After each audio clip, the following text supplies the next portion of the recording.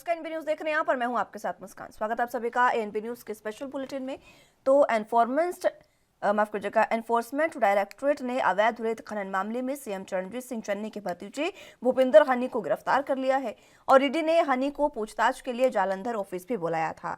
ED ने भूपिंदर हनी को जालंधर में पूछताछ के लिए बुलाया था, जहां उससे करीब 7 से 8 घंटे की पूछताछ की गई। जवाबों से ईडी संतुष्ट नहीं हुई और उसे गिरफ्तार कर लिया गया। उसके बाद रात करीब 1 बजे मेडिकल कॉलेज जालंधर के लिए जांच के लिए भी उन्हें लेकर जाया गया। और इसी के साथ आपको बता दें कि ईडी ने 18 जनवरी को भी भूपेंद्र हनी और उसके साथियों के ठिकानों पर मोहाली और लुधियाना में रेड की थी। इस दौरान 10 करोड़ कैश, 12 लाख की रोलेक्स घड़ी, 21 लाख का सोना बरामद किया गया था। ईडी ने 8 करोड़ हनी के मोहाली के होमलैंड स्थित घर और 2 करोड़ उसके पार्टनर संदीप के लुधियाना स्थित ठिकानों से बरामद किए थे। सूत्रों के मुताबिक ईडी की जांच में यह भी सामने आया कि हनी की साथियों के साथ एक कंसल्टेंसी फर्म भी थी, जिसकी साल 2019-20 की टर्नओवर करीब 18 लाख थी। इसके बावजूद इतनी बड़ी रकम जो है वो बरामद हुई और अब उन्हें गिरफ्तार कर लिया गया है। आज उनकी पेशी है और इसी में उससे पहले आपको बता दें कि देर रात 8 घंटे की पूछताछ की गई थी। अब आपको बता दें कि ईडी ने पंजाब में चुनावों से पहले ये बड़ी कार्रवाई की है और लगातार चर्चा में जो अवैध रेत खनन का मामला है वो बना हुआ है पंजाब में। और ये जो केस है वो कैप्टन के शासनकाल में दर्ज हुआ था। जब कैप्टन सीएम थे उस समय ये केस दर्ज हुआ था, लेकिन अभी भी इसमें लगातार कार्रवाई चल रही है और चुनावों से पहले अब ईडी इसमें कार्रवाई करते नजर आ रही है। अवैध खनन मामले में आपको बता दें कि सीएम का नाम भी शामिल है।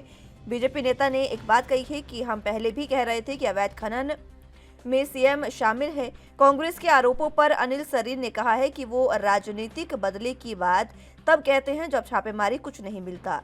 उन्हें पंजाब की जनता को इसका जवाब देना चाहिए। ये बात कांग्रेस के आरोपों पर अनिल सरीन ने कही है। आपको बता दें कि लगातार बीजेपी अब यह आरोप लगा रही है कि सीएम चरणजीत सिंह चन्नी ही इसमें मास्टरमाइंड है और इसी तरीके के कुछ सवाल है जो ईडी ने उनके भांजे से पूछे थे। उनके भांजे को जिस तरीके से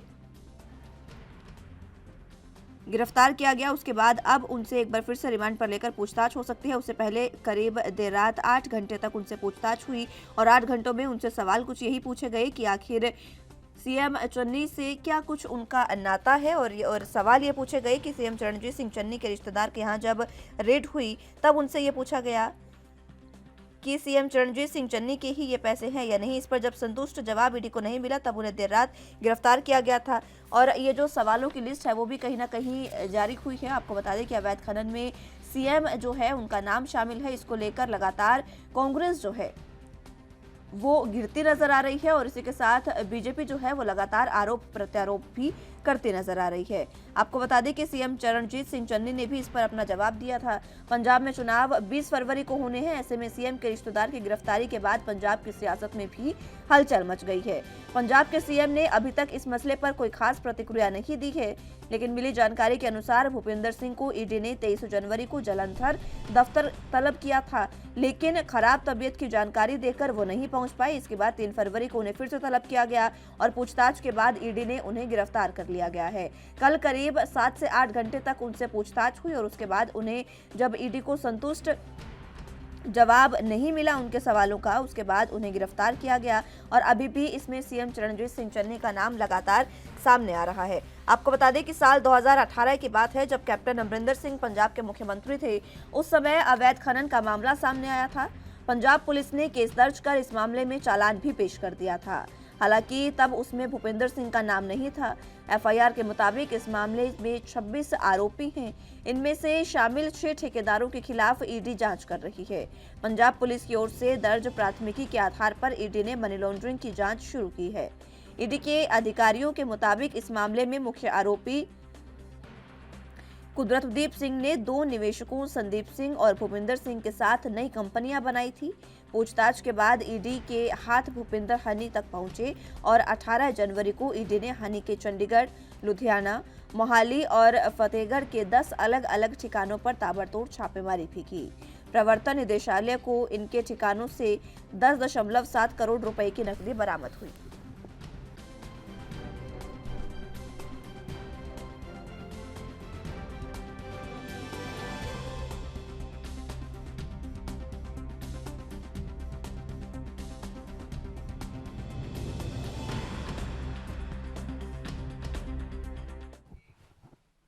चलिए तो इसी पर चर्चा की शुरुआत कर लेते हैं। तमाम गेस्ट हमारे साथ मौजूद हैं, उनका तारुफ आपसे करवा देते हैं। कैप्टन आई सिंह जी हमारे साथ प्रवक्ता बीजेपी से मौजूद हैं, और इसी के साथ रत्नेश मिश्रा जी हमारे साथ प्रवक्ता कांग्रेस से मौजूद हैं, और इसी के साथ अनुराग तिवारी जी हमारे साथ बतौर राजनीतिक विश्लेषक जुड़ चुके हैं। बहुत स्वागत है सर आपका एनबी न्यूज पर। सबसे पहले कैप्टन आई सिंह जी आपके पास आना चाहूंगी। बीजेपी लगातार इसमें विरोध करते नजर आ रही है और सीएम पर लगातार ये आरोप लगते नजर आ रहे हैं कि ये जो रेत खनन का मामला है इसमें सीधे तौर पर सीएम चन्नी जिम्मेदार हैं और वही इसमें शामिल है। मुस्कान जी, ये बीजेपी का आरोप नहीं है। ये तो जांच एजेंसियां जो जांच कर रही हैं उसमें निकल के आ रहा है कि सीएम सीधे सीधे इन्वॉल्व है भ्रष्टाचार में, उनके रिश्तेदार हैं। तो जब उनके रिश्तेदार अगर इस तरह का कोई भ्रष्टाचार कर रहे हैं तो सीएम के बिल्कुल उसमें इन्वॉल्व होंगे। तो सीएम को जो है ना सफाई देना चाहिए। अगर वो नहीं है तो कहते हमारे रिश्तेदार नहीं है, और जांच एजेंसियां अपना काम कर रही है, उन्हें करने दें, उसमें कोई दिक्कत नहीं है। अगर जब वो गलत नहीं होंगे तो जांच एजेंसियां क्या करेंगी? कुछ भी नहीं, अपनी जांच कर लेंगी। पूरी जांच एजेंसियों का काम है जांच करना। तो मेरे हिसाब से तो अगर इसमें बीजेपी का कुछ इन्वॉल्व और ये कहेंगे बीजेपी अगर किसी पे ब्लेम लगे, बीजेपी का काम नहीं है। ये काम जो है ना जांच एजेंसियों का है। अगर कोई गलत करेगा, कोई भ्रष्टाचार करेगा प्रदेश में सिर्फ इसीलिए मुख्यमंत्री बने हो कि हम पंजाब को लूटेंगे, खाएंगे, वहाँ अराजकता फैलाएंगे, लोगों की समस्याएं सुनेंगे नहीं, तो ये जनता पंजाब की इतनी बेवकूफ तो है नहीं, बहुत समझदार है। वो जानती है कि जब से चन्नी वहाँ के पंजाब के मुख्यमंत्री बने हैं तब से पंजाब की हालत क्या है। जहाँ एक देश का प्रधानमंत्री भी सुरक्षित नहीं है, तो आप सोचिए जहाँ देश का प्रधानमंत्री सुरक्षित नहीं है तो वहाँ पर कौन सुरक्षित रह सकता है। आए दिन वहाँ पर जो ड्रोन कुछ ना कुछ आके गिरा के जा रहा है, कहीं मदद पदार्थ गिरा रहा है, कहीं हथियार गिरा रहा है। तो ये तो स्थिति पंजाब की चन्नी जब से आए तब से बना दी उन्होंने। तो ये क्या है कि चन्नी की भी उसमें कुछ गलती हम नहीं मानेंगे, क्योंकि उनका जो हाई कमान जो निर्देश देता है चन्नी उसी हिसाब से चलते हैं, क्योंकि चन्नी हाई कमान की कठपुतली है। अगर चन्नी हाई कमान की कठपुतली नहीं होते तो चन्नी इन चीजों पर रोक लगा सकते थे, मगर लगा नहीं पाएंगे, क्योंकि वो हाई कमान ने बनाए उन्हें इसलिए कि आप हमारी कुछ कठपुतली बन के नाचते रहिए, और उन्हें नाचना पड़ेगा। अगर नहीं नाचेंगे। ठीक है कैप्टन साहब, चर्चा की शुरुआत एक बार फिर से करेंगे। फिलहाल वक्त एक छोटे से ब्रेक का है, फौरन हाजिर होंगे।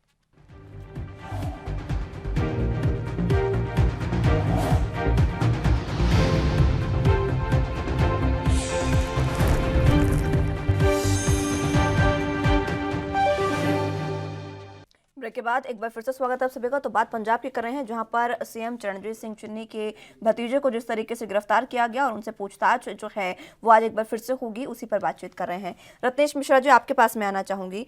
फिलहाल जिस तरीके से पंजाब में तमाम चीजें हो रही है, चुनाव से पहले, बिल्कुल चुनाव से पहले 20 तारीख को वोटिंग होनी है और उससे पहले ईडी की जो ये कार्रवाई है, इस पर आप क्या कुछ कहेंगे? कैप्टन आई सिंह जी कह रहे हैं कि पंजाब ऐसा राज्य है जहां पर पीएम भी सुरक्षित नहीं है, तो फिर जनता कैसे सुरक्षित होगी?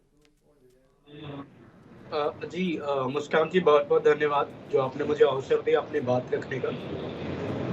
और मैं एक बिंदु पर आपका ध्यान दिलाना चाहूँगा कि कैप्टन आई सिंह जी बहुत पुराने और सीनियर लीडर हैं बीजेपी के, बड़ा सम्मान करता हूँ ना उनका। लेकिन अगर जहाँ तक इन्होंने ये बात कही, मैं इनकी एक बात का जवाब दे दूं कि प्रधानमंत्री भी सुरक्षित नहीं है, तो एसपीजी का एक जो रूल्स एंड रेगुलेशंस बुक है उसमें एक है कि प्राइम मिनिस्टर कभी भी यात्रा करते वक्त सिंगल इंजन हेलीकॉप्टर का यूज नहीं करे। और माननीय प्रधानमंत्री जी ने यात्रा करने के लिए सिंगल इंजन के हेलीकॉप्टर का यूज किया, तो क्या इसे ये माना जाए कि प्रधानमंत्री जी स्वयं को सुरक्षित नहीं रखना चाहते? पहली बात तो अगर आप किसी राज्य सरकार पे आरोप लगाते हैं कि सुरक्षा नहीं प्रोवाइड की जाए, तो दूसरा बिंदु ये है कि प्रधानमंत्री का जब कहीं भी किसी राज्य में दौरा होता है तो एसपीजी की टीम पूरी उसकी रोड मैपिंग करती है और 3 से 4 जो होते हैं वो रोड बनाए जाते हैं, 3 से 4 रूट बनाए जाते हैं प्रधानमंत्री के आने जाने के लिए। और डीजीपी लगातार उसके टच में होता है। जो लोकल पुलिस का जो कप्तान होता है, जो पुलिस कप्तान होता है, वो लगातार टच में बना रहता है। अगर आप वहाँ की लोकल पुलिस को बिना इन्फॉर्म किए अपने रूट में परिवर्तन कर देते हैं तो इसमें मुझे नहीं लगता है कि वहाँ के डीजीपी, वहाँ के मुख्यमंत्री या वहाँ के पुलिस कप्तान का कोई दोष है।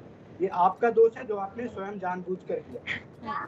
तीसरी बात मैं आ जाता हूँ जो आज का मुख्य मुद्दा है, जो भूपेंद्र सिंह हनी जो कि भाजपा वाले कह रहे हैं कि रिश्तेदार हैं चन्नी जी के।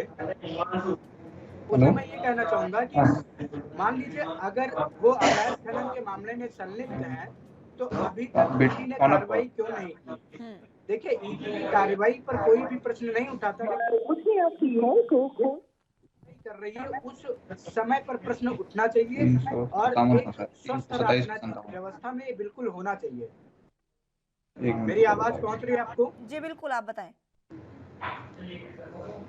मुस्कान जी, मेरी आवाज जा रही है? जी रत्नेश मिश्रा जी, आपकी आवाज पहुंच पा रही है, आप अपनी बात रखें।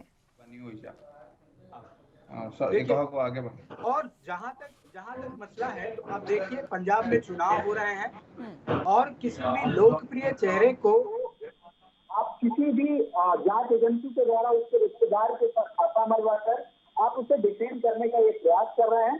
ये दिखाता है कि पंजाब में भारतीय जनता पार्टी का कोई अस्तित्व नहीं है। ये आप भी जानते हैं, स्वयं भाजपा के बड़े लीडर्स भी जानते हैं कि पंजाब में उनका कोई अस्तित्व नहीं है। तो वो कहीं ना कहीं कांग्रेस एक लोकप्रिय चेहरे को बदनाम करके और इन लोगों ने एक नेक्सस बनाया पूर्व मुख्यमंत्री अमरिंदर सिंह के साथ मिलके। हेलो, वो बच्चे ये प्रयास कर रहे हैं कि अमरिंदर सिंह की लोकप्रियता को थोड़ा सा भुलाकर और वो एक आध दो चार सीटें निकालकर अपना अस्तित्व तलाश रहे हैं। लेकिन मैं ये मानता हूँ कि राजनीतिक व्यवस्था में आपको अस्तित्व तलाशने का बिल्कुल है, लेकिन किसी भी एक लोकप्रिय नेता के ऊपर आप इस प्रकार के आक्षेप नहीं लगा सकते। किसी को भी उठा लीजिए और मैं तब तक मानता हूँ कि चन्नी जी के ऊपर आप तब तक बयानबाजी नहीं कर सकते जब तक उनको न्यायालय दोषी न दे दे। और किसी का रिश्तेदार ने अगर कोई अपराध कर दिया, अगर वो किसी बड़े पद पर है, तो इसका मतलब नहीं है कि वो उसमें इन्वॉल्व है। प्रधानमंत्री जी के भाई साहब ने एक होटल में मारपीट करी थी, तो क्या प्रधानमंत्री जी उसमें इन्वॉल्व थे? प्रधानमंत्री जी के भाई साहब ने अपना प्रार्थना निकालने के लिए टोल प्लाजा पे हंगामा कर दिया, तो उसमें प्रधानमंत्री जी इन्वॉल्व थे? अगर चन्नी जी इस मामले में इन्वॉल्व है तो उन सब में भी प्रधानमंत्री जी इन्वॉल्व थे। ठीक है, अनुराग तिवारी जी, आपके पास मैं आना चाहूंगी। फिलहाल जिस तरीके से पंजाब की तमाम स्थितियां हैं, चुनाव से पहले ईडी की ये कार्रवाई हुई है और सीएम चन्नी के भतीजे को गिरफ्तार किया गया है। इसमें दोनों पार्टियों के अलग अलग आरोप हैं। कहीं ना कहीं कांग्रेस बीजेपी पर आरोप लगा रही है, तमाम जो सिक्योरिटी फोर्सेस हैं और आप ये लगा लीजिए कि जांच एजेंसियां जो है उनके दुरुपयोग का आरोप लगा रही है। और वहीं बीजेपी जो कह रही है वो साफ तौर पर कह रही है कि सीएम जो है वो इसमें सीधे तौर पर जिम्मेदार है। आप पूरे समीकरणों को किस तरीके से देख रहे हैं? सबसे पहले तो दोनों जो घटनाएं हैं उनको हमें अलग अलग तरीके से देखना चाहिए। तो प्रधानमंत्री के साथ घटना हुई पंजाब में, और जो अभी सीएम चरणजीत सिंह चन्नी के भतीजे के साथ जो अभी ईडी की कार्रवाई हुई, वो दोनों बिल्कुल अलग मामला है। उसको हम लोग एक साथ नहीं देख सकते हैं। देखिए, जो पहला मामला था जो प्रधानमंत्री के साथ कुछ दिनों पहले हुआ था, वो मामला मैं मानता हूं कि वो देश की इज्जत का मामला था, वो देश की सुरक्षा का मामला था, वो देश के प्रधानमंत्री की सुरक्षा का मामला था, जिसको सभी राज्य को, सभी पार्टियों को बहुत गंभीर तरीके से लेना चाहिए। और मुझे नहीं लगता कि इसमें कोई आरोप प्रत्यारोप का खेल आज के दौर में ऐसे चलेगा, तो ये बहुत अच्छी इमेज बाहर भी क्रिएट करेगा इस चीज को लेकर। क्योंकि आप इसमें देखेंगे कि अगर प्रधानमंत्री पंजाब जा रहे हैं तो जिम्मेदारी पंजाब सरकार की भी उतनी ही है जितनी एनएसजी की है। उनको भी अपनी जिम्मेदारी का निर्वहन करना बहुत जरूरी है। वो भी इन चीजों को देखें कि प्रधानमंत्री हमारे राज्य में आ रहे हैं तो उनकी सुरक्षा हम दें। दूसरी बात, जब आज का हालिया घटना है जो उनके भतीजे की गिरफ्तारी हुई है, मुझे लगता है कि ये जो घटना है ये बिल्कुल स्वाभाविक है। चुनाव से पहले होने वाले छिटपुट घटनाएं हैं ये, जो हर जगह होती है। अगर समस्या इस चीज में है कि ये कार्रवाई हुई क्यों, तो चरणजीत सिंह चन्नी के भतीजे के ऊपर जो आरोप लगे हैं उसके ऊपर वो प्रेस कॉन्फ्रेंस करके अपने सफाई क्यों नहीं दे रहे हैं? बिल्कुल, आप इस चीज पे जवाब मांग सकते हैं। क्योंकि उससे पहले करीब 20 करोड़ का जो अलग अलग संपत्तियां उनके पास से बरामद हुई थी और भी बहुत सारी ऐसी चीजें बरामद हुई थी जिससे शंका और बढ़ गया था। और मैं मानता हूं कि अमूमन ऐसी घटनाएं, ऐसी कार्रवाई चुनाव से पहले होती है। ये एक डेली रूटीन वाला काम है चुनाव से पहले। लेकिन इसको अवॉइड करने के लिए, इसको आप अगर इस चीज से बचना चाहते हैं तो आपको साफ सुथरी इमेज अपनी रखनी होगी। आपको एक बहुत ट्रांसपेरेंट अपनी इमेज बनानी होगी कि दूसरी पार्टियां आपके ऊपर कोई ऐसी कार्रवाई ना कर सकें, ऐसी एक्सटर्नल एजेंसी से कोई दबाव ना बना सकें। तो मुझे लगता है कि दाल में कुछ ना कुछ काला जरूर है, तभी ये कार्रवाई इतने बड़े स्तर से चुनाव से पहले हो रही है। तो इसके ऊपर मुझे लगता है कि चरणजीत सिंह चन्नी को सफाई जरूर देनी चाहिए। अगर कुछ गड़बड़ है तो वो भाग रहे हैं, अगर बहुत साफ सुथरे हैं वो इस चीज को लेकर, तो मुझे लगता है कि सामने आकर मीडिया के सामने प्रेस कॉन्फ्रेंस करें। इसमें क्या दिक्कत है? ठीक है जी। कैप्टन आई सिंह जी, आपके पास आना चाहूंगी। अनुराग तिवारी जी हमारे साथ बतौर पॉलिटिकल एक्सपर्ट जुड़े हुए हैं, तमाम बातें उन्होंने उनकी सुनी आपने, उन बातों पर आप कितनी सहमति जताते हैं? क्योंकि देखिए दोनों मामलों को अलग अलग रखने की बात कही है। ठीक है, प्रधानमंत्री यहाँ पर आए, जिम्मा पूरे तरीके से कांग्रेस का था, और उसमें जिस तरीके से ये बातें सामने आई है कि उनकी सुरक्षा में चूक हुई, वो बातें सही है, वाजिब है। लेकिन अभी मेरा आपसे ये सवाल है कि जब भी ये तमाम चुनाव आते हैं, चुनाव से पहले ही इस तरीके की प्रक्रिया आखिर क्यों होती है, और इसका आरोप हमेशा सत्ता सरकार पर ही लगता है? पल्लवी, मैं तिवारी जी से सहमत हूँ। तिवारी जी ने बखूबी बड़े इत्मीनान से और बड़े बिंदुवाए जो सवाल रखे, बिल्कुल सही रखे उन्होंने, उसमें कोई मैं बिल्कुल दो राय नहीं मानता हूँ। मगर हमें थोड़ा रत्नेकर मिश्रा जी है जो बहुत बुद्धिजीवी है, वो ऐसी बात नहीं है, बहुत समझदार है और वो कांग्रेस का पक्ष बखूबी बड़ी मेहनत और ईमानदारी से रखते हैं। मगर उनकी मजबूरी है, क्योंकि वो सच कह नहीं पाएंगे, क्योंकि कांग्रेस में है, वो कहेंगे वही जो उनसे कहलाया जाएगा। तो मैं ये कहना चाहूंगा पल्लवी जी, रत्नेकर मिश्रा जी ने जो एक बात कही थी कि जिस हेलीकॉप्टर में वो चल आए थे वो एक इंजन का था, यहाँ पर वो बहुत बड़ी भूल कर गए। मैं डिफेंस से हूँ, मैं आर्मी से रिटायर्ड कैप्टन हूँ। आर्मी का कोई भी जहाज एक इंजन का नहीं होता है, जबकि वो आर्मी के MIC से उसमें हेलीकॉप्टर में आए थे, वो डबल इंजन का और बहुत पावरफुल जो हेलीकॉप्टर होता है उसमें आए थे वो। यही इन्होंने भूल कर दी यहाँ पर। सबसे बड़ी बात है कि जब उन्होंने कहा कि रोड बिगर वहाँ की पुलिस को, तो प्रधानमंत्री का मूवमेंट होता है, SPG साथ में होती है, SPG पूरा क्लियरेंस लेने के बाद ही मूवमेंट करती है। और एक नहीं दो रूट बनाए जाते हैं। एक स्पेशल रूट होता है जो इमरजेंसी में यूज किया जाता है, एक रूट वो होता है जिसपे उन्हें चलना है। इमरजेंसी वाला ये होता है कि बाई चांस जिस रूट पे वो चल रहे उसमें कोई प्रॉब्लम आ जाए, कहीं कोई एक्सीडेंट हो जाए, रोड ब्लॉक हो जाए, तो उस रोड जो इमरजेंसी में रूट बनाया गया उसको यूज कर सकते हैं। तो इसके लिए क्लियरेंस कौन देता है? पंजाब पुलिस, पंजाब सरकार, पंजाब का प्रशासन। तो पंजाब के प्रशासन ने ही ये पूरा रोड मैप बनाया था, और जब उसके बाद भी अगर इस तरह की वहां पर घटनाएं हुई तो जिम्मेवार कौन है? और मैं एक बात और बताना चाहूंगा कि जब प्रधानमंत्री कहीं पहुंचता है तो उस प्रांत का मुख्य सचिव और वहां का DGP प्रधानमंत्री को रिसीव करने आता है, वहां उनका स्वागत करने आता है। इन दोनों में से एक भी नहीं पहुंचे थे बठिंडा एयरपोर्ट पे। तो ये झूठ बोल के कांग्रेस बच नहीं सकती है। आपने जिस तरह से पंजाब में षड्यंत्र रचा था वो जग जाहिर है, दुनिया ने देखा है। अब मैं आना चाहूंगा आज के मुद्दे पे। आज का ये ना बीजेपी का कोई ब्लेम है ना कुछ है, जो पकड़े जा रहे सबूत सामने आ रहे।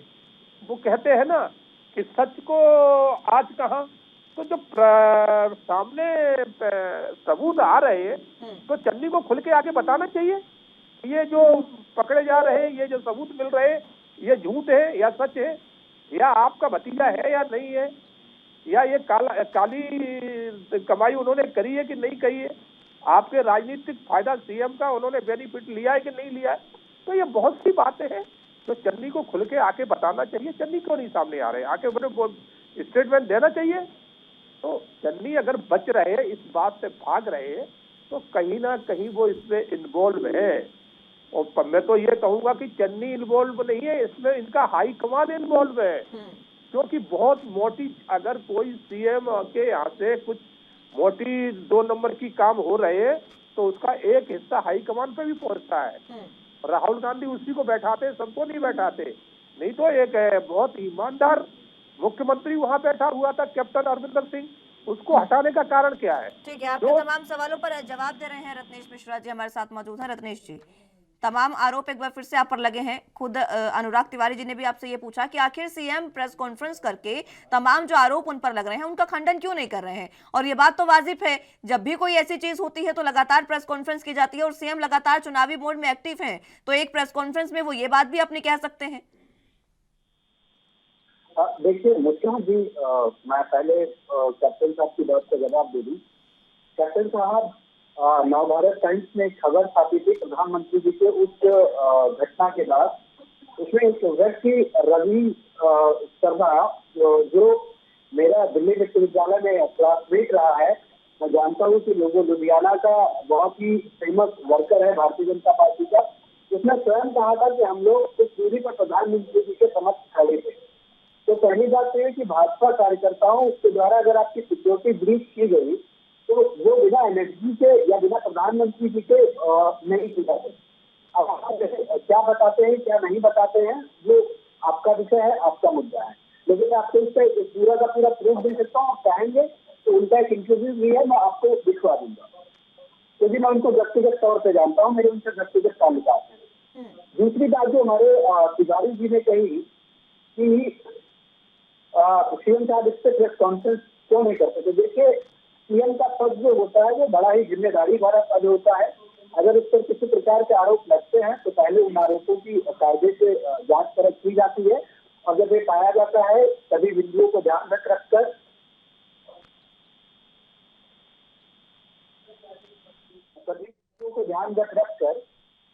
जो बात है वो कही जाती है।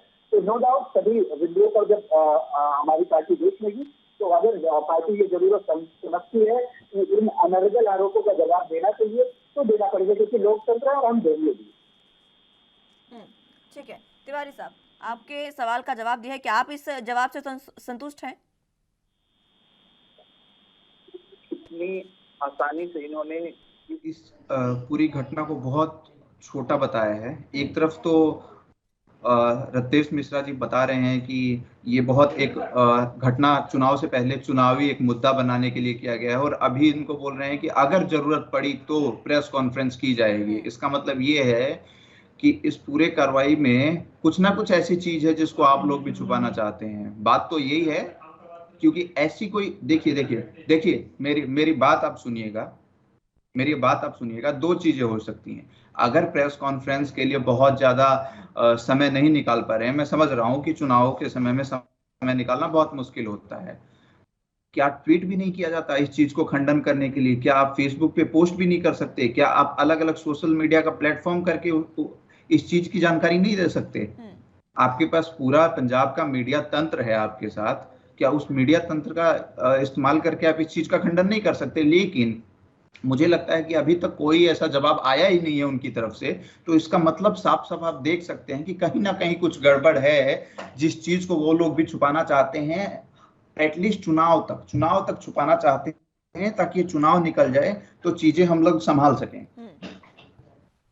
ठीक है, लेकिन ये चुनाव ही तो सबसे बड़ा मुद्दा यहाँ पर बनते नजर आ रहे हैं तिवारी जी। चुनावों से पहले इस तरीके की जो ये तमाम प्रक्रिया है वो होती है। सिर्फ पंजाब के ही नहीं, आप उत्तर प्रदेश का जिक्र कर लीजिए, वहां पर समाजवादी पार्टी के कितने ही नेताओं की पर इस तरीके की जो प्रक्रिया है वो हुई है, कार्रवाई हुई है। लेकिन ये समझ पाना मुश्किल है कि क्या बीजेपी के तमाम जो नेता कार्यकर्ता है वो क्या दूध के धुले हैं?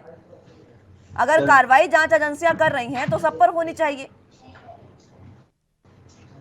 तिवारी साहब जी बिल्कुल मेरा भी ऐसा ही मानना है कि अगर पंजाब में कोई कार्रवाई हो रही है तो बिल्कुल उत्तर प्रदेश में भी कार्रवाई होनी चाहिए, गोवा में भी कार्रवाई होनी चाहिए, मणिपुर में भी होनी चाहिए और उत्तराखंड में भी होनी चाहिए।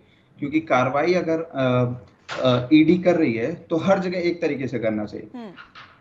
तो इसमें मेरा कोई दो मत नहीं है। मैं उसी चीज का आपका भी पक्ष, जो आपने बात की उसका पक्षधर हूं कि जहां चीजें गड़बड़ हैं, जहां पहले की जो सरकारें हैं उससे संबंधित नेताओं ने पैसे अगर कमाए हैं, गलत तरीके से अर्जित किए हैं, तो उनके पर कार्रवाई होनी चाहिए। और ये केवल चुनाव के पहले नहीं होनी चाहिए। आप इसको जब भी इसकी सूचना मिले, जब भी विसल ब्लोअर के थ्रू, आरटीआई के थ्रू, जिस तरीके से भी उस एजेंसी तक इसकी सूचना मिलती है, उसके बाद इसकी कार्रवाई होनी चाहिए। आप इसको चुनावों के लिए अलग से एक एजेंडा बनाकर या अलग से इसको पीआर स्ट्रेटजी बनाकर नहीं करें ना। ये मतलब किसी के ऊपर आरोप नहीं लगा रहा हूं, मुझे लग रहा है कि ये कार्रवाई चुनाव के समय बिल्कुल एक इवेंट बनाकर नहीं करना चाहिए इसको। दिन रात जब भी आपको इस चीज की सूचना मिले तब इस चीज की कार्रवाई होनी चाहिए, बड़े स्तर पे होनी चाहिए, ताकि आप सिस्टम से ऐसे नेताओं को चिन्हित कर पाएं और सिस्टम से हटाने का काम करें, एटलीस्ट लोगों तक उसकी जानकारी पहुंचा पाएं कि हाँ ये लोग इस चुनाव में आपके काबिल नहीं है। और मुझे लगता है कि इसके ऊपर चुनाव आयोग को भी एक सख्त कदम, एक कड़ा कदम उठाना चाहिए। चुनाव आयोग को भी एक ऐसा प्रावधान बनाना चाहिए कि अगर किसी के ऊपर कार्रवाई हुई है या अगर किसी के ऊपर कोई आरोप लग रहा है तो अगले चुनाव के लिए उसको चुनाव लड़ने से रोका जाए। मुझे लग रहा है इस टाइप का एक प्रावधान होगा तो भ्रष्टाचार में काफी कमी आ सकती है। बिल्कुल। और ये भी समझने वाली बात है, साल 2018 का ये केस है खनन रेत वाला, यही जिस पर हम बात कर रहे हैं। 2018 के बाद आज 2022 चल रहा है, इतने लंबे समय में आज इस पर कार्रवाई हो रही है चुनावों से पहले, कैप्टन आई सिंह जी? ये पल्लवी जी, आपने देखा होगा कि जहाँ भी है इस तरह की घटनाएं हो रही है वहाँ ये प्रक्रिया कंटिन्यू चली रहती है, ईडी की हो, सीबीआई की हो। जैसे आपने देखा कांग्रेस का एक जगह सरकार है महाराष्ट्र में, महाराष्ट्र की स्थिति आपने देखी है कि वहाँ उनका गृह मंत्री ही 100 करोड़ की वसूली की आज जेल काट रहा है। वहाँ के उनके पुलिस अधिकारी भगोड़ा हो चुके हैं, जो वहाँ के डीजीपी थे, पुलिस कमिश्नर थे वो महाराष्ट्र के, आज वो भी जेल की कगार में है। महाराष्ट्र में आपने देखा किस तरह से वहाँ चल रहा है, रोज नया एक घोटाला पकड़ा जाता है। तो ये कांग्रेस की एक जगह नहीं है, जहाँ जहाँ कांग्रेस की सरकार है, कांग्रेस सत्ता में आती सिर्फ इसलिए है कि देश को कितना, उस प्रांत को कितना लूट सके, और उस धन को जो है ना कांग्रेस के जो हाई कमान है, मुखिया है, वो बराबर का उसमें हिस्सा मंगाते हैं कि आप लाइए, हमने मुख्यमंत्री आपको बनाई इसलिए। तो ये जांच एजेंसियां कर रही, जांच एजेंसियां कोई कंटिन्यू करती है, कोई एक दिन नहीं करती कि चुनाव के टाइम कर रही है। जब महाराष्ट्र में हो रहा था उस टाइम पे चुनाव नहीं था, जब महाराष्ट्र में चल रही थी प्रक्रिया तब तो कोई चुनाव नहीं थे, मगर वहाँ और पकड़े गए पल्लवी जी। तब देखो कितना कि गृह मंत्री सुद्धा आज जेल में है। तो क्या है कि सबसे बड़ी बात पल्लवी जी है, जैसे अब ये कहा कि बीजेपी शासित राज्यों में भी होना चाहिए, बहुत अच्छी बात है, बिल्कुल होना चाहिए। मगर जनाब मैं आपको बताना चाहूंगा 7 साल हमारी केंद्र की सरकार को हो गए और 5 साल हमारी उत्तर प्रदेश की सरकार को हो गई। आपको चर्चा की शुरुआत एक बार फिर से करेंगे, मैं रोकना चाहूंगी आपको, चर्चा की शुरुआत एक बार फिर से करेंगे। इसी बीच कैप्टन अमरिंदर से क्या कुछ कह रहे हैं वो पहले सुना देते हैं जनता को।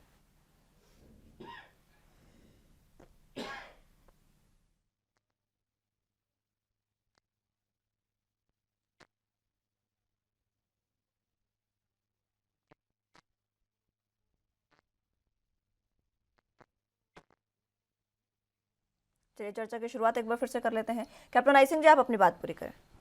जी मुस्कान जी, मैं ये कहना चाह रहा था कि जैसे अभी हमारे बीच में एक चर्चा और हुई थी कि जहाँ जहाँ बीजेपी की सरकार है वहाँ भी इस तरह की जो है ना जांच एजेंसी अपना काम करे, बिल्कुल होना चाहिए, मैं बिल्कुल कहता हूँ।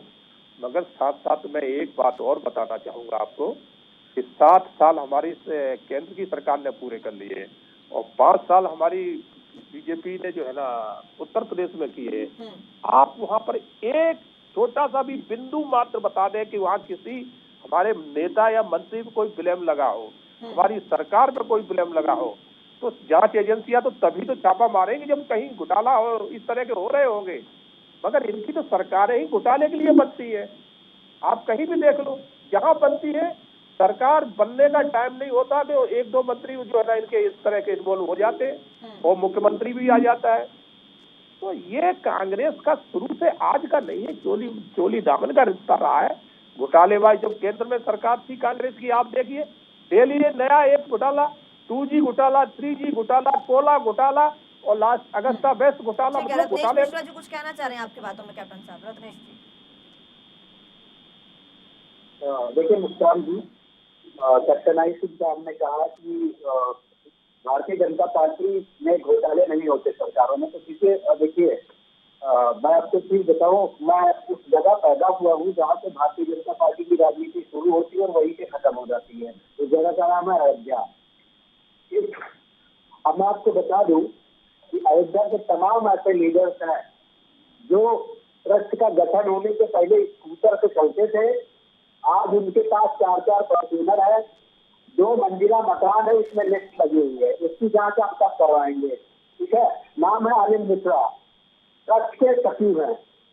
तीसरी बात, ये जो भाई साहब कैप्टन आई सिंह जी कह रहे थे कि भारतीय जनता पार्टी में अगर ऐसा है, तो मैंने पूछा ना कि भैया जो आपसे 1 साल पहले स्कूटर से चलता था, उसके पास 4 फॉर्च्यूनर कैसे आई? दूसरा, उसके 2 मंजिला मकान में लिफ्ट लगी है। अयोध्या में बड़े से बड़े उद्योगपति के घर में भी 2 मंजिला मकान में लिफ्ट नहीं लगी है। और अनिल सिंह जी को, अनिल मिश्रा के पास ऐसा कौन सा खजाना आ गया जो उन्होंने घर पे लिफ्ट लगवा ली? ठीक है। दूसरी बात, ये कहते हैं कि भारतीय जनता पार्टी बड़ी स्वच्छ समिति है। इनके मैं कुछ कैंडिडेट का नाम बताता हूँ, आप एडीआर की रिपोर्ट देख लीजिएगा। 53% कैंडिडेट ऐसे हैं भारतीय जनता पार्टी के जो अभी तक लिस्ट आई है, जो आपराधिक प्रवृत्ति के हैं या आपराधिक मामलों को फेस कर रहे हैं या हीनियस क्राइम्स में संलिप्त है। सबसे कम अगर किसी पार्टी से है तो वो कांग्रेस में भी है। सबसे कम ऐसे विधायकों को हमने देखा था, उसकी सबसे ज्यादा दिया है भारतीय जनता पार्टी। तीसरी बात, मैं कुछ लोगों के नाम बताना चाहता हूँ, क्या इनके ऊपर ये कार्रवाई करेंगे? सुरेश राणा, जिनको उन्होंने थाना भवन से एमएलए का कैंडिडेट बनाया है। अगले हैं केशव प्रसाद मौर्य, चिरापू से कैंडिडेट है और यूपी के डिप्टी सीएम है। अगले हैं बाबूलाल फतेहपुर सिकरी से कैंडिडेट है भारतीय जनता पार्टी के। अगले हैं उमेश मलिक, बुढ़ाना से कैंडिडेट है भारतीय जनता पार्टी के। कपिल देव है, मुजफ्फरनगर से कैंडिडेट है भारतीय जनता पार्टी के।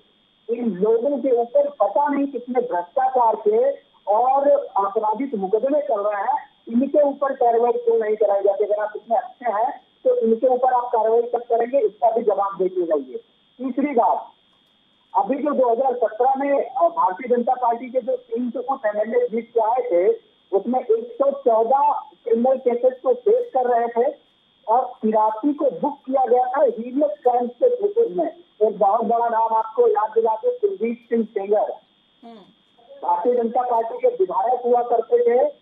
उन्होंने एक बालिका का रेप किया और फिर उसके परिवार के साथ क्या क्या स्थितियां हुई और उस परिवार को न्याय दिलाने के लिए सर्वोच्च न्यायालय को इंटरव्यू करना पड़ा। सोचिए कि देश की सर्वोच्च न्यायिक संस्था को ये इंगित करना पड़ता है कि उस बालिका के साथ अन्याय हो रहा है और सरकार उसको न्याय दिलाने में सफल नहीं है।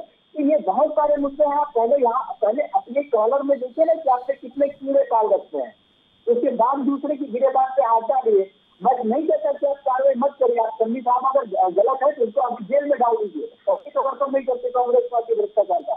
लेकिन आप मेरी इन बातों का जवाब देके जाइए कि अनिल मिश्रा, जिनके पास 1 साल पहले स्कूटर था, अब इनके पास 4 फॉर्च्यूनर कहाँ से आई और इनके 2 मंजिला मकान में लिफ्ट कहाँ से लगे? इस पैसे का हिसाब ईडी और क्या कहते हैं सीबीआई जाकर क्यों नहीं ले रहे उनसे? अब कैसी बात करते हैं? मैं भाजपा जैसे तमाम लीडरान का नाम बता सकता हूँ जो भ्रष्टाचार में संलिप्त है, जिनकी पिछले 1 साल में संपत्ति में अकूत वृद्धि हुई है। और आप कहते हैं कि भारतीय जनता पार्टी का, आप बताइए अनिल मिश्रा के ऊपर कब कार्रवाई होगी? कैप्टन साहब। हाँ जी, जैसे अभी हमारे कांग्रेस के मित्र कह रहे थे कि भारतीय जनता पार्टी की राजनीति अयोध्या से शुरू होती है वही खत्म होती है, तो हमारी पार्टी पूरे देश की पार्टी है और वर्ल्ड की सबसे बड़ी पार्टी है। आज 12 करोड़ से अधिक हमारे कार्यकर्ता हैं। तो ये अयोध्या हमारा एक प्रभु राम का घर है, तो वो हमारी आस्था है, जबकि हमारी पार्टी वहां से शुरू नहीं, ना वहाँ शुरू होती है ना वहाँ खत्म होती है। हमारी पार्टी का हेडक्वार्टर दिल्ली में है। तो और अब इन्होंने कहा कि वहाँ पर कौन नेता है, अगर ऐसे नेता होंगे तो जरूर उनके ऊपर निगाह मारी जाएगी, जांच कराई जाएगी। अब मैं इनको बताना चाहूंगा, उन्होंने कहा कि उन्होंने घर में लिफ्ट लगवा ली। जनाब, रॉबर्ट वड्रा की जब शादी हुई थी मुरादाबाद में, उनके बाप की एक पीतल के बर्तन बेचने की दुकान थी और रॉबर्ट वड्रा के खाते में उस टाइम सिर्फ 60,000 रुपए थे और 10 साल उस जब सरकार केंद्र में रही कांग्रेस की, तो रॉबर्ट वड्रा अरबों नहीं खरबों के मालिक बन चुके हैं। थोड़ा इसकी भी जांच करवाएंगे क्या? बताएंगे आप कि रॉबर्ट वड्रा इतने बड़े पैसा वाले कैसे बन गए? बताएंगे इसकी कि रॉबर्ट वड्रा के पास कोई बिजनेस नहीं है, कोई फैक्ट्रियां नहीं है, कुछ नहीं है, मगर इतनी दौलत कहां से आ गई? इसका भी तो जवाब दे। हमारे यहाँ तो कार्यकर्ता अगर कुछ कहीं छोटा पूरा अगर कहीं होगा इन्वॉल्व तो उसको तुरंत दूसरे पार्टी से बाहर निकाल दिया जाता है। मगर रॉबर्ट वड्रा तो पूरी सरकार के मुखिया रहते हैं, आज उन्होंने अपनी श्रीमती जी को आगे कर दिया है कि आप आगे हो राजनीति में, तभी ये संपत्ति जो हमने 2 नंबर में कमाई है बचेगी, नहीं बीजेपी ये भी हलक में डाल के खींच ले जाएगी। डर ये है इन लोगों को। ये कांग्रेस अच्छी तरह जानती कि केंद्र में अब नहीं आ रहे, मगर डर है जो कमा के रखा है उसको बचाए कैसे। अनिल मिश्रा के ऊपर आपकी पार्टी कब कार्रवाई कराएगी? मोदी जी कब अनिल मिश्रा का खाता खुलवाएंगे बताइए? घर के एड्रेस भी ढूंढ दूं? अरे एड्रेस तो हमारे पास सबके है, रॉबर्ट बराड़ा का भी एड्रेस है हमारे पास, और वो बेल पे चल रहे हैं, ये मालूम है आपको? अभी तक आपकी सरकार ने कार्रवाई क्यों नहीं की? आप रत्नाकर जी सुने,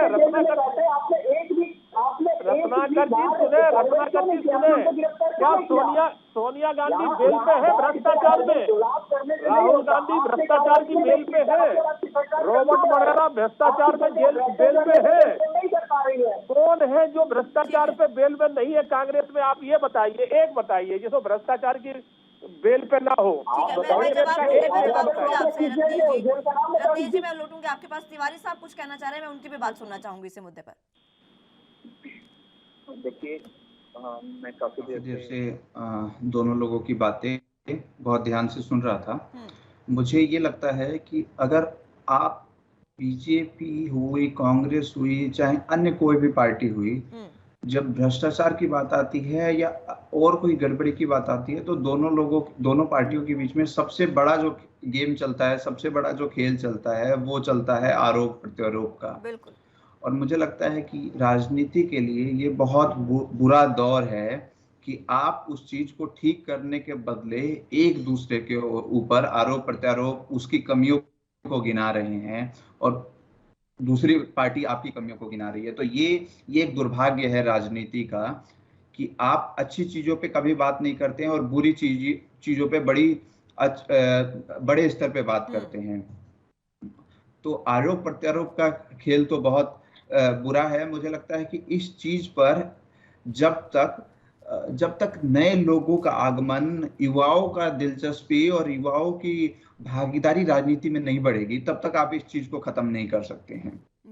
क्योंकि अभी भी सभी पार्टियों में, चाहे आप पार्टी भाजपा लें, कांग्रेस लें, अन्य कोई भी पार्टी को आप लें, अभी भी जो परिवारवाद है वो बहुत बड़े स्तर पे हावी है। और ये तभी खत्म हो पाएगा जब आने वाले समय में राजनीति में नए लोगों का आगमन होगा, नए लोगों की दिलचस्पी बढ़ेगी। आज के युग में जो युवा नौकरी कर रहा है, जो कॉलेज में, जो स्कूल में पढ़ रहा है, वो जब राजनीति में दिलचस्पी लेना शुरू करेगा, तब आप इस चीज को आने वाले 10 सालों में हटा सकते हैं। लेकिन एज इट इज जो चीजें अभी चल रही है कि विधायक का बेटा विधायक बनेगा, मंत्री का बेटा मंत्री बनेगा, तो ये अगर चीजें आगे भी रोटेट होके और आने वाली सेंचुरी में भी और आने 10 सालों में भी अगर ऐसा ही चलता रहा, तो आप इस चीज को हटा नहीं सकते हैं। क्योंकि जब वो बच्चा आएगा राजनीति में, तो उसके ऊपर एक बहुत बड़ा प्रेशर रहेगा कि इस संपत्ति को मुझे और आगे बढ़ाना है, और उसको बढ़ाने का तरीका वही रहेगा भ्रष्टाचार, गलत एक्टिविटीज। तो उसी तरीके से वो चीजें बढ़ेंगी। और वो ही जब नए यंगस्टर इस चीज में इन्वॉल्व होंगे, इस पूरे सिस्टम में इन्वॉल्व होंगे, इस सिस्टम को समझेंगे, अवेयर होंगे, तब मुझे लगता है कि इस चीज को आप साफ बना सकते हैं, इस चीज को और स्वस्थ बना सकते हैं और एक अच्छी डेमोक्रेसी का स्थापना कर सकते हैं। तिवारी साहब देखिए, एक सवाल और है मेरे मन में जो मैं समझना चाहूंगी। दोनों ही पार्टियों के प्रवक्ताओं की आपने बातें सुनी, दोनों ने अलग अलग नाम गिनवा दिए हैं। 10 से 15 नाम तो ऐसे गिनवा दिए हैं जो अभी भी प्रत्याशी हैं, बेशक वो डिप्टी सीएम हो, प्रत्याशी हैं। खुद कांग्रेस के भी कई ऐसे नेता हैं जो दागी हैं, भ्रष्टाचारी है, और खुद बीजेपी के भी है। कोई भी पार्टी ले लीजिए आप, कोई कांग्रेस बीजेपी ही नहीं, हर पार्टी में ऐसे दागी होते हैं। लेकिन इस पर चुनाव आयोग को संज्ञान लेना चाहिए। चुनाव आयोग ने इस बार क्या कहा कि आपको जो भी क्रिमिनल रिकॉर्ड है आपके प्रत्याशी का, वो आपको अपनी वेबसाइट पर देना होगा, तमाम लोगों को बताना होगा। लेकिन ये फैसला ये भी तो हो सकता था कि आप किसी क्रिमिनल रिकॉर्ड जिस पर है उसको आप उतारे ही ना मैदान में, किसी पढ़े लिखे इंसान को उतारे, ये भी तो हो सकता था। चुनाव आयोग को इस पर संज्ञान लेने की सबसे ज्यादा जरूरत है। मेरा मानना ये है कि चुनाव आयोग से ज्यादा बड़ी जिम्मेदारी पार्टियों की है। अगर पार्टियां चाहेंगी कि सिस्टम को साफ सुथरा बनाया जाए तो पार्टियां बना सकती हैं। बिल्कुल। अदरवाइज चुनाव आयोग कितने भी बड़े कानून लाए, कितने भी स्ट्रिक्ट और कितने भी मुश्किल कानून लाए, आप उस चीज को सुधार नहीं सकते हैं। क्योंकि हर चीज का आप अगर कोई कानून बनता है तो उस कानून से बच निकलने का, उस कानून से बाहर निकलने का भी बहुत सारे तरीके बन जाते हैं।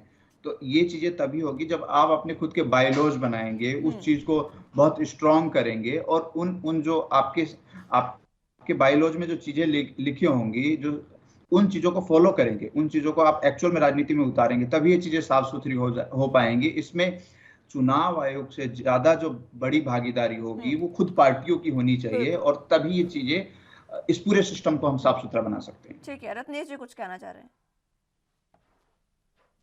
प्रसाद जी, ये जो नाम मैंने आपको गिनाया थे, सुरेश राणा, केशव प्रसाद मौर्य, बाबूलाल, उमेश मलिक, मैं तिवारी जी उसी का जवाब दे रहा हूँ। आपने कहा था कि अभी मुस्कान जी ने पूछा था कि इलेक्शन कमीशन ने कुछ रूल्स एंड रेगुलेशन बनाए थे।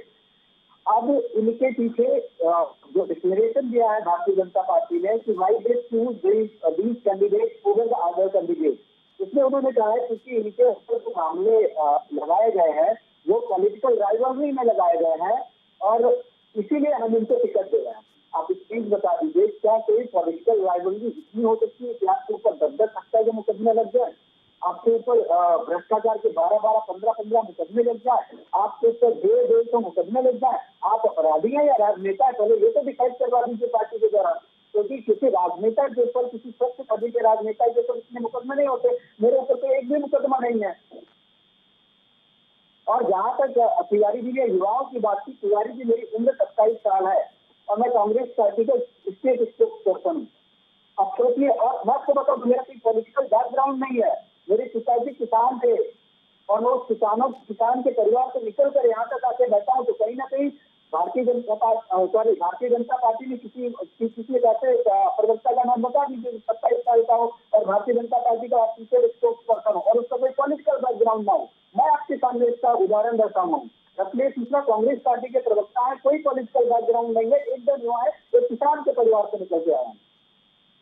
और आपने जो कहा ना कि जब तक युवा नहीं आएगा तब तक कोई बदलाव नहीं आएगा, इसीलिए हम जैसे लोग निकल के आ रहे हैं। बिल्कुल, हमने सिविल सेवा की तैयारी कर रहे थे, उसको छोड़कर हम राजनीति में, जैसे हमें कहीं ना कहीं लगा कि अगर आप देश में वास्तविक तौर पर बदलाव चाहते हैं, अगर आप देश में भ्रष्टाचार को, अपराध को राजनीति से अलग करना चाहते हैं, तो आपको राजनीति में आना होगा और एक स्वस्थ विकल्प देना होगा। आज भारतीय जनमानस जो है वो विकल्प विहीन है, और इनके मध्य में धर्म और जाति का इतना बुरा जहर फैला दिया गया है कि वो उससे निकल ही नहीं पा रहा है। और तिवारी जी, आप जैसे और हम जैसे युवाओं का आकर उसी जहर को निकालना है। अब वो कौन सी पॉलिटिकल पार्टी हमें और आपको एक करने का अवसर देती है? अगर युवाओं को मौका दे रही तो वो पार्टी नो डाउट सकती है। आप उसके ऊपर कितना भी आरोप लगा लीजिए, नहीं तो मैं कैप्टन आई सिंह से पूछना चाहूंगा कि एक ऐसे पार्टी के प्रवक्ता का नाम बताइए जो 27 साल का हो। ठीक है तिवारी साहब, अपनी बात, ठीक है रत्नेश जी मैं लौटूंगी, मैं कैप्टन साहब के पास भी जाना चाहूंगी, लेकिन तिवारी साहब मात्र 30 सेकंड में अपनी बात रखिएगा, समय की भी कमी है। मुझे लगता है कि इस चीज को साफ सुथरा करने के लिए युवाओं का भी दिलचस्पी बढ़ना चाहिए। आज अगर आप किसी भी सेक्टर में जाके, जो कॉलेज में, चाहे स्कूल में, चाहे 20, 22, 25 साल के बच्चे हैं, अगर आप उनसे इन चीजों के बारे में पूछेंगे तो अवेयरनेस की बहुत कमी लग रही है। मुझे लगता है कि ये अवेयरनेस की जो कमी है वो पॉलिटिकल पार्टी की एक्टिविटीज की वजह से कमी हो रही है। वो लोग टीवी में जो चीजें देखते हैं, धर्म की राजनीति और जाति की राजनीति और जो बयानबाजी चलती है, उसकी वजह से उनके दिमाग में इस चीज को लेकर बहुत नेगेटिविटी फैल गई है। ये तभी चीजें सुधरेंगी जब युवा इसके ऊपर रिसर्च करेगा, इन चीजों को पढ़ेगा, अपने भारतीय राजनीतिक इतिहास को समझेगा, जो हमारे स्वतंत्रता सेनानी हैं, उन लोगों ने क्या बलिदान दिए, उन चीजों को समझेगा। तब मुझे लगता है कि धीरे धीरे दिलचस्पी बढ़ेगी और युवा आने वाले अगर 10 सालों में हमारे जो युवा 5% भी युवा एक्टिव होकर राजनीति में अगर इन्वॉल्वमेंट करते हैं तो मुझे लगता है कि देश में बहुत बड़ा बदलाव आने का एक संकेत हो सकता है। ठीक है कैप्टन साहब, रत्नेश जी ने आपसे सवाल पूछे हैं, उसका जवाब। हाँ मुस्कान जी, रत्नेश जी जो सवाल पूछते हैं खुद उसी के घेरे में आ जाते हैं। रत्नेश जी ने जो सवाल पूछे हैं सब उन्हीं की पार्टी पे ये लागू होते हैं। वो कह रहे थे कि धर्म की राजनीति किसने शुरू की? बीजेपी ने नहीं करी है, ये कांग्रेस ने शुरू करी है।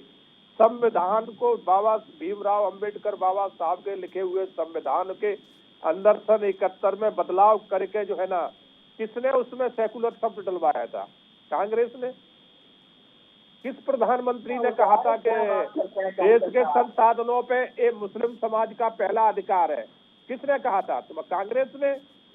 तो कांग्रेस पहले अपने गिरेबान में झांक के देखे कि आपने पूरे, जब आज 70 साल की राजनीति में आपने क्या किया है।